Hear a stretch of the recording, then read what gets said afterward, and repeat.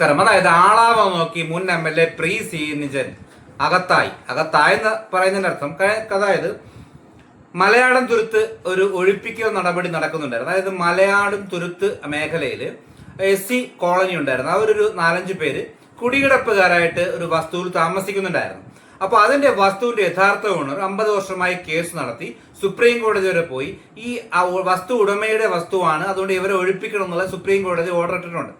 അപ്പൊ കഴിഞ്ഞ LDF സർക്കാരിന്റെ കാലത്തെ ഓർഡർ ഉണ്ട്, ഓരോ പ്രാവശ്യം ഒഴിപ്പിക്കാൻ വരും, ഇവരൊഴിയില്ല, തിരിച്ചു പോകും. അങ്ങനെ സംഭവിച്ചുകൊണ്ടിരിക്കുന്ന ഒരു അവസ്ഥയാണ്.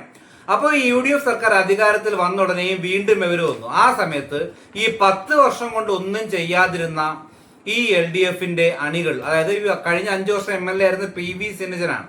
അപ്പൊ PV ശ്രീനിജനും ബിന്ദുവും ഉൾപ്പെടുന്നവരെല്ലാം ചാടി ഇറങ്ങി ഈ മലയാളം തുരുത്ത് നിവാസികളെ രക്ഷിക്കാൻ പോകണമെന്ന രീതിയിൽ അവതരിക്കാനുണ്ടായത്.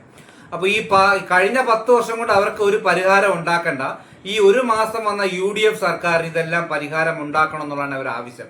പക്ഷേ UDF അതെല്ലാം മാനേജ് ചെയ്തു. റോജി എം ജോണാണ് എറണാകുളം ജില്ലയുടെ ചുമതലയുള്ള മന്ത്രി.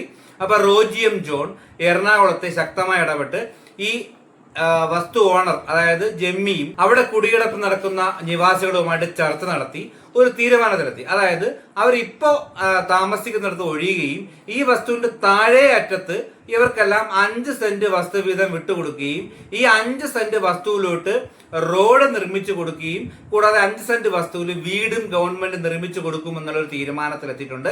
അപ്പോൾ ഈ കുടികിടപ്പുകാരൻ ജമ്മിയും ഒരു കരാറിൽ ഏർപ്പെട്ട് അവർ കരാറിലെല്ലാം ഒപ്പുവെച്ച് അത് ഹൈക്കോടതി സമർപ്പിച്ച് അപ്രൂവലും വാങ്ങിയിരിക്കുകയാണ്. ഇത് ഇപ്പോൾ നിലവിൽ വന്ന VD സതീശൻ സർക്കാരിന്റെ ശിരസിൽ ഒരു പൊൻതൂവലായി മാറിയിരിക്കുകയാണ് ഈ മലയാളം തുരുത്ത്. അതായത് LDF പ്രതിപക്ഷത്തായതിനു ശേഷം കൊണ്ടുവന്ന ഒരു അജണ്ട ഇതാ നഷ്ടപ്പെട്ടിരിക്കുകയാണ്, അല്ലെങ്കിൽ കൈവിട്ട് പോയിരിക്കുകയാണ്.